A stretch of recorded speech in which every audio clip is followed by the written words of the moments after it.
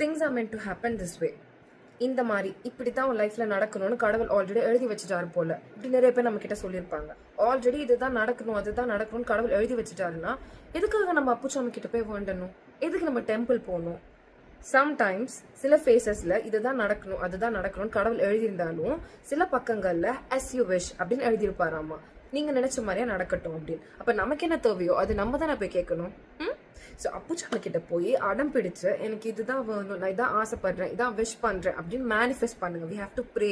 அப்படி இருக்கே அந்த டைம்ல அது எல்லாத்தையும் ஒரு கால்குலேட் பண்ணி இது நியாயமான விஷ் தானா, இவங்களுக்கு இது கிராண்ட் பண்ணலாமா வேணாமான்னு திங்க் பண்ணுவாராமா.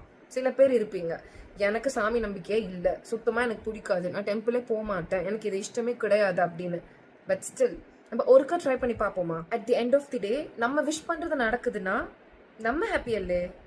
ஸோ சமத்தா போயிட்டு அப்புச்சாமி கிட்ட வேண்டிட்டு வாங்க. நான் வரட்டே.